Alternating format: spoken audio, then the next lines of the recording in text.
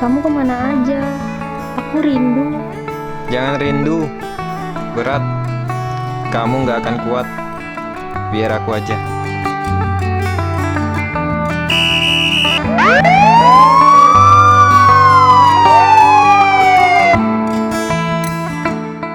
Jangan melanggar lalu lintas. Tilang itu berat, kamu gak akan kuat.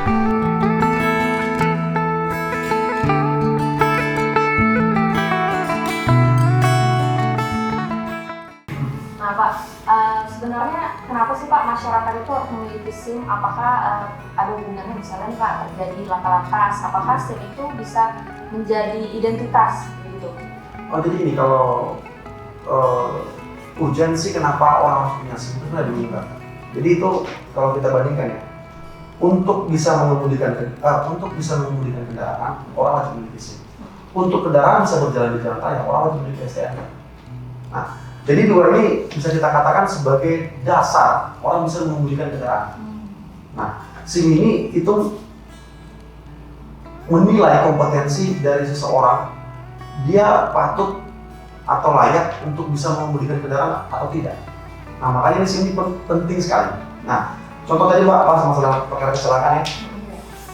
Jadi kalau dalam perkara kecelakaan, contohnya si A mengalami kecelakaan dan si B mengalami kecelakaan tabrakan. Si A tidak punya SIM, B punya SIM. Nah, kalau dalam kondisi perkara contohnya si A ini berjalan biasa, si B yang punya SIM ini yang berkendara dengan kecepatan tinggi dan tiba-tiba merubah arah tanpa membuat isyarat apapun juga. Lalu terjadi tabrakan. Dia berbelok tabrak. Sekalipun si A ini tidak punya SIM, namun dalam penetapan kelalaian kita akan melihat pelanggaran mana sih yang menjadi penyebab utama kecelakaan. Jadi sini dua-dua ada pelanggaran. Ada yang tidak punya SIM dan ada yang tidak patuh dalam berlalu lintas dan mengemudikan kendaraan secara membahayakan. Nah, ketika kita lihat orang tidak punya SIM, memang oke, dia tidak memiliki SIM. Sanksinya adalah tilang. Itu kan dalam aturan Undang-Undang Nomor 2 Tahun 2009. Tetapi ketika kita bicara masalah fakta kecelakaan, maka pelanggaran yang menyebabkan kecelakaan adalah orang yang si B tadi yang memiliki SIM. Nah, jadi kan kadang itu dalam gelar perkara yang kita lakukan di kepolisian itu banyak yang menyerang pihak tertentu. Dia kan tidak punya SIM, Pak. Bapak harusnya dia jadi tersangka. Padahal pelanggarannya dia, kelalaiannya dia lah yang menyebabkan kecelakaan. Contohnya dia berkendara dengan kecepatan tinggi, kemudian mungkin dia merubah arah tanpa memberikan lampu isyarat, lalu tiba-tiba berhenti merem mendadak. Walaupun yang contohnya yang menabrak dia itu tidak punya SIM, tapi kan sudah ada sanksinya, tilang. Nanti kan akan ditilang oleh polisi yang punya SIM. Ya, tetapi kalau untuk pelanggaran kecelakaan dalam pasal 310 itu Undang-Undang 22 itu dikatakan setiap pengemudi yang karena kelalaian.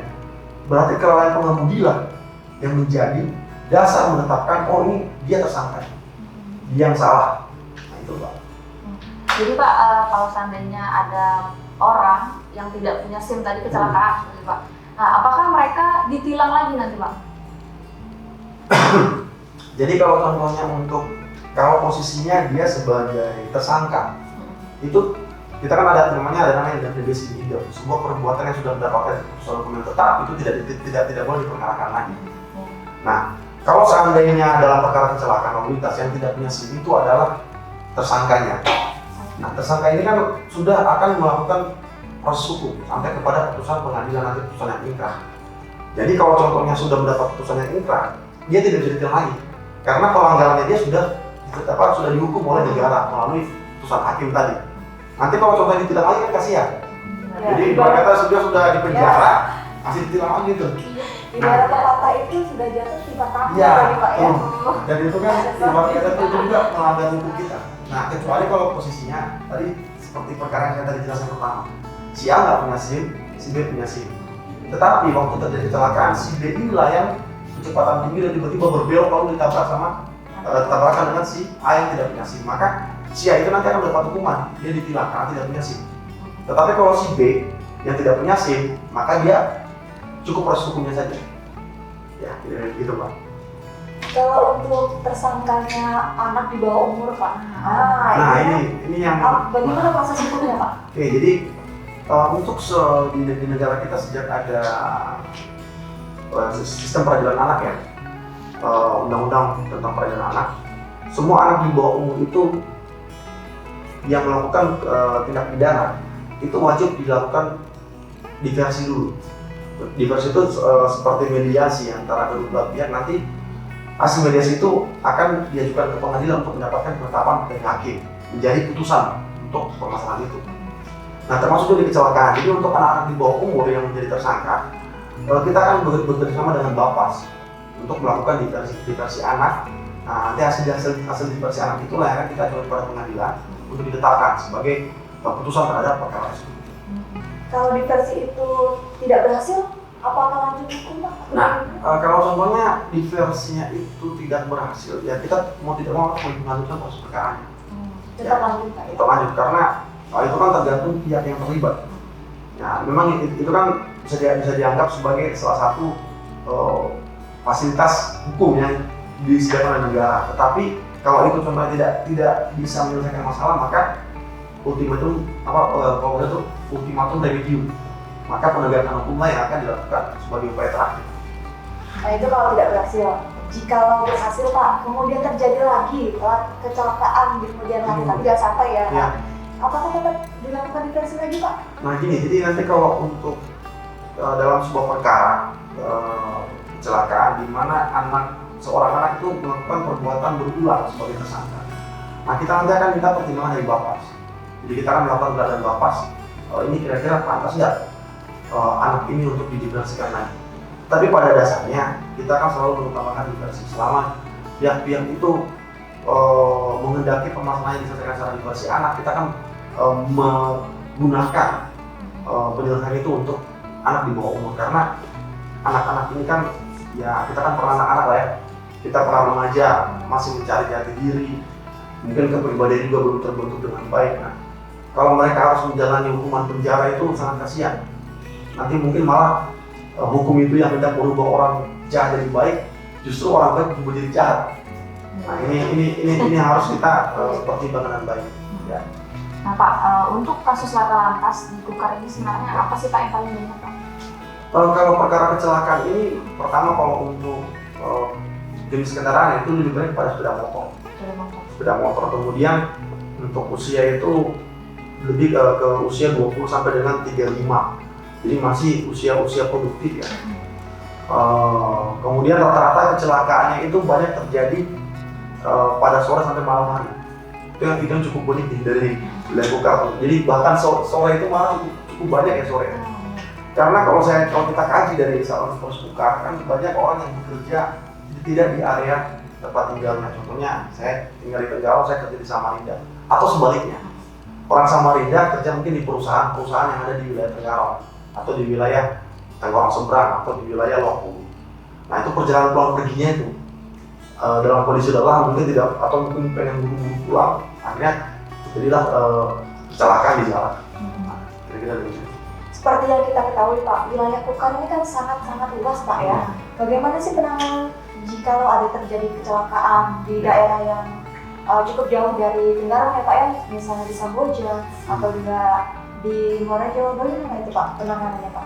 Jadi memang kita sadari keterbatasan kita Satlantas untuk penanganan perkara kecelakaan itu cukup besar ya, terutama karena jarak yang jauh. Oleh sebab itu kebijakan dari pimpinan yaitu Bapak Kapolres untuk penanganan awal kecelakaan itu kita serahkan kepada Polsek. Jadi nanti Polsek lah yang akan menangani perkara awal itu untuk pembuatan sket TKP, terus mencari fakta-fakta awal di lapangan.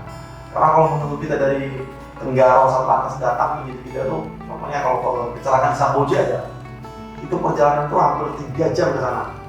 Kalau menunggu 3 jam baru dilakukan TPTKP atau tindakan pertama tempat kejadian perkara itu, kalau bahasa yang gampang itu ya polisi datang ke tempat kejadian awal 3 jam baru datang ke situ, itu mungkin sempat ya TKP-nya sudah rusak, pertama TKP sudah rusak. Jadi masyarakat sekitar Pak ya. fakta-fakta itu bisa hilang, fakta-fakta hukum yang mungkin menjadi key point atau faktor utama dalam pertimbangan hukum nanti itu hilang. Contoh seperti bekas-bekas goresan, bekas pengereman, kemudian bercak darah, lalu serpihan kendaraan segala macam, itu kan menjadi fakta-fakta yang bisa menguatkan seseorang bersalah atau tidak dalam perkara. Nah, malah kita nanti malah takutnya kita menyalahkan orang yang tidak salah. Makanya kan kita serahkan kepada polsek dan kita berikan mereka pelatihan. Jadi secara rutin itu tiap tahun kita melakukan aneh dan pelatihan kepada para anggota-anggota polsek terkait dengan penanganan perkara kecelakaan. Nah Pak, jadi kalau misalnya masyarakat nih Pak, pas kebetulan lagi jalan, bukan ketemu, di depannya kecelakaan, apa yang harus dia lakukan Pak? Nah ini pertanyaan Pak ini sebenarnya cukup menarik Pak, karena saya banyak mengkaji tentang kalau bahasa saya itu niat menolong malah membunuh. Ya, niat tadi itu menolong, tapi ternyata justru mempercepat kematian korban. Nah ini, jadi mungkin kalau suka nonton film-film di luar ya, itu kan kadang-kadang kan kalau ada kecelakaan, ada orang luka, yang pertama kali dilakukan kan bukan menolong korban, tapi dia berteriak medik, atau bahasa Indonesia tuh ada nggak orang medis di sini? Cari tenaga kesehatan dulu Pak ya? Cari dulu tenaga kesehatan. Kalau di sana ada orang yang paham tentang mungkin dia perawat atau mungkin dokter perawat magang sekalipun atau dia sudah ikut mungkin pelatihan kebidanan, biar dia dulu yang menangani. Nah kalau kita di Indonesia kan enggak, begitu terjadi kecelakaan, tolong, diangkat aja. Padahal mungkin secara posisi angkat itu bisa menyebabkan korban meninggal lebih cepat. Contoh dia mengalami pendarahan di kepala contohnya. Kalau dipertahankan posisi kepalanya di atas, contohnya itu mungkin dia masih selamat. Cuma karena tidak rame diangkat dan kebetulan yang angkat bagian kaki itu lebih tinggi, dia kan miring ke kepalanya di bawah. Akhirnya malah pendarahan tadi itu malah mengumpuli kepala, akhirnya dia meninggal dan nggak bisa tertolong lagi. Nah makanya saya bilang, yang pertama dilakukan adalah coba dicek dulu di sekitar kalau ada nggak tenaga medis, biar dia memberikan bantuan.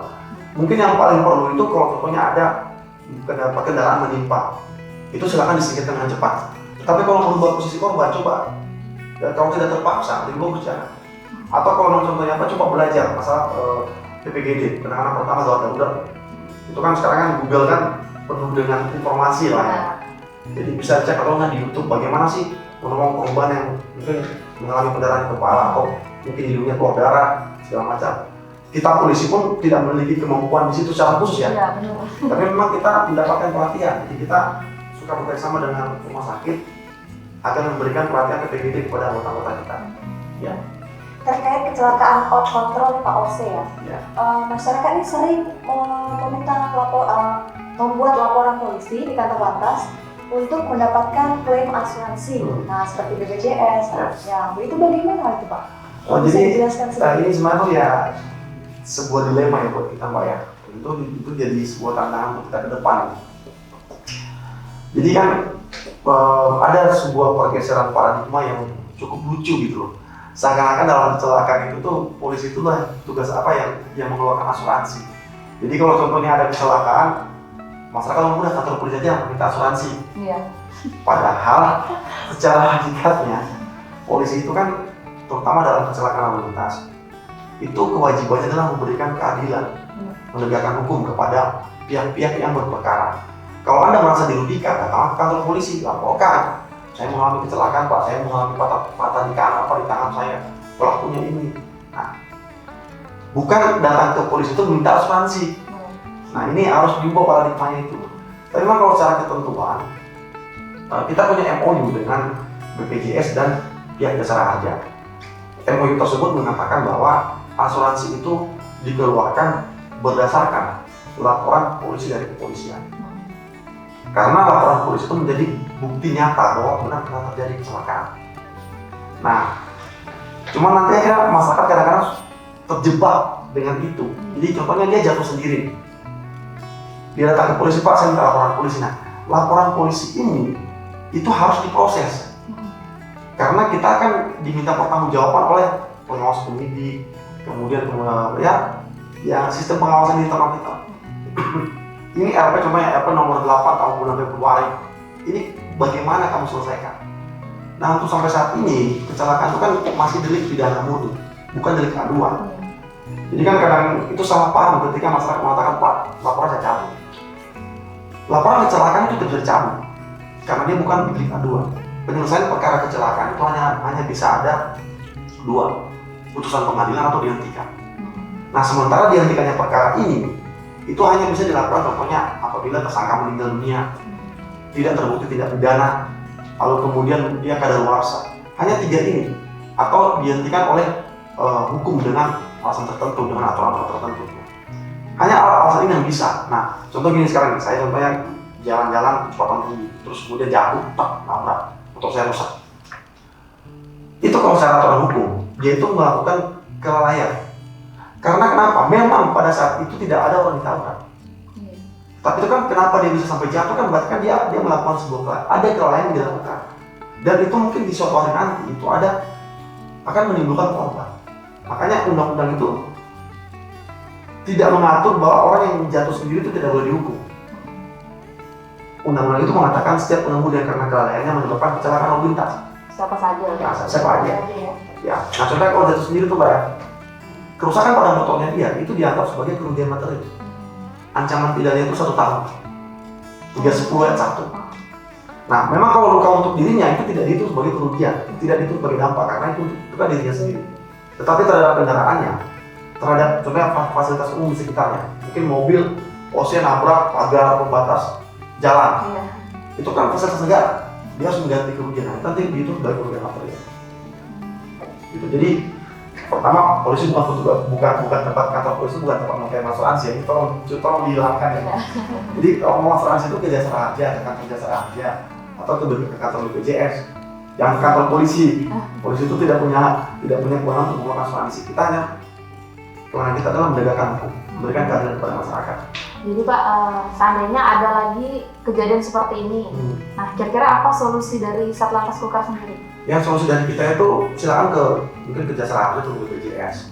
Nah kalau nanti contohnya dari jasa raja dan BPJS itu akan mengonfirmasi ke kita apakah ini laporan polisinya sudah ada. Nanti kalau belum ada nanti dari jasa raja dan BPJS akan mengarahkan masyarakat ke kita.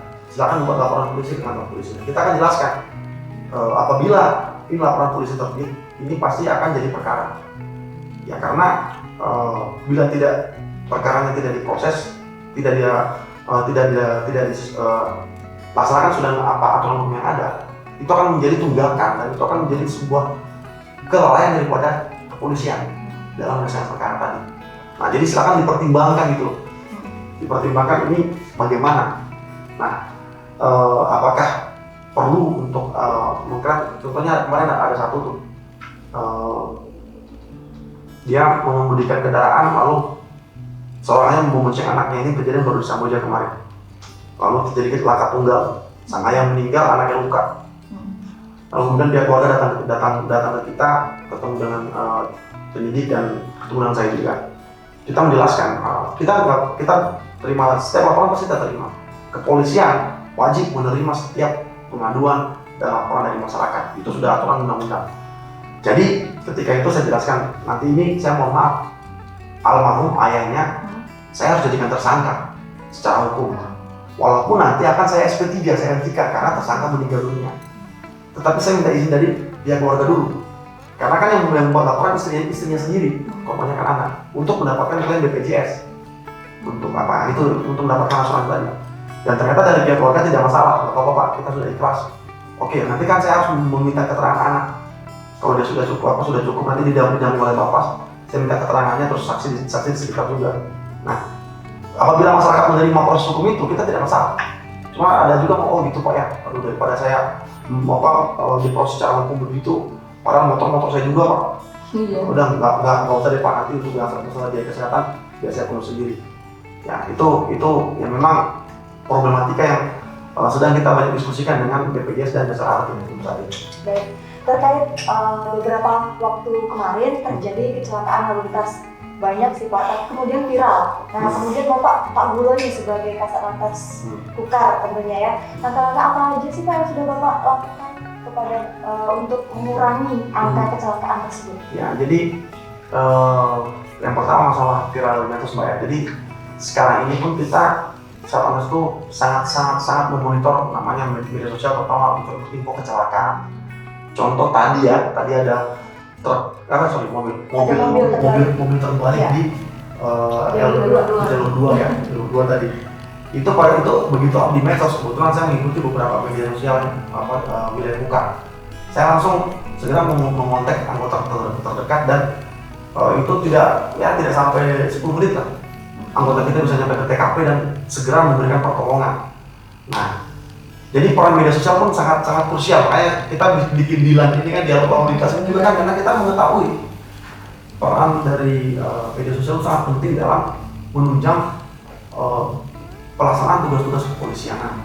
Terkait dengan cara apa dengan kecelakaan lalu lintas tadi ya, ada beberapa upaya yang sudah kita lakukan. Akan tetapi untuk pertama, untuk upaya represif penilangan itu benar-benar kita tekan. Kita seminim mungkin melakukan penilangan karena kondisi COVID begini kan cukup prihatin. Nah, kita sedang dalam kondisi prihatin. Jadi kalau contohnya harus menilang masyarakat yang melanggar, itu akan memberikan beban tambahan kepada dia. Jadi kita lebih baik memberikan teguran, himbauan. Nah, kalau secara lainnya kita banyak melakukan sosialisasi melalui media sosial seperti program Dilan, kemudian mungkin kita kadang-kadang suka membuat himbauan-himbauan di Instagram segala macam. Kemudian kita juga menggandeng beberapa komunitas pemuda di wilayah Kukar sini untuk ikut membantu mensosialisasikan masalah pentingnya tertib berlalu lintas. Kita juga giat dalam melakukan survei-survei jalan bersama dengan Disub dan PU. Contoh kan kalau tahu jalan yang Karpota bangun kemarin, itu kita sudah bersurat ke PU provinsi karena kebetulan masalah jalan ini agak-agak rumit. Jadi itu ada kewenangan antara kabupaten, provinsi dan nasional tuh. Padahal itu di wilayah Kukar ya. Tapi ternyata contohnya di daerah wilayah Lojangan itu termasuk jalan nasional. Jadi harus balai jalan yang melakukan perbaikan. Jalan wilayah contoh Samboja sana itu wilayah provinsi. Itu berarti ke dinas PU provinsi. Jalan wilayah Tenggarong sini itu wilayah kabupaten. Nah, jadi kita harus tahu ini siapa yang bertanggung jawab. Jadi kita berusaha untuk mempercepat perbaikannya. Contoh kemarin yang mungkin tahu ya kayak apa kilo 7 kemarin kan sempat hampir longsor. Iya. Akhirnya kita membangun pos pengamanan lalu lintas sana yang anggota menjaga 24 jam untuk kendaraan besar. Sementara waktu kita suruh lewat tol semua, tidak boleh lewat jalur itu. Nah, itu kan upaya-upaya kita untuk mempercepat kerusakan jalan yang bisa menjadi penyebab kecelakaan. Terus kemudian untuk masalah perilaku pengemudi, terjadinya penurunan laka sampai saat ini itu salah satunya karena COVID sendiri. Jadi karena COVID ini kan orang jarang keluar nih. Apalagi kalau Sabtu Minggu itu sudah penerapan Kaltim senyap, di mana contohnya kalau kita di wilayah Tenggarong sini kan Tenggarong seberang itu disekat. Jadi orang-orang yang tidak berkepentingan dilarang masuk. Pembatasan orang untuk masuk ke wilayah Tenggarong itu sendiri, Pak ya. Sekalipun itu membuat masyarakat ada beberapa yang mengeluh, menderita, tapi itu buat saya kesalahan sendiri itu sangat membantu sekali terutama. Karena itu akhirnya menekan volume kendaraan di jalan dan itu mengurangi potensi terjadi kecelakaan lalu lintas. Ya. Kecepatan itu berbanding terbalik dengan keselamatan. Semakin tinggi kecepatan, semakin rendah keselamatan. Itu. Halo Sobat Dilan, jangan lupa saksikan Dilan Dialog Lalu Lintas. Tayang setiap hari Sabtu pukul 8 WITA di channel YouTube Satlantas Polres Kutai Kartanegara. Jangan lupa share ke Sobat Dilan lainnya. Terima kasih.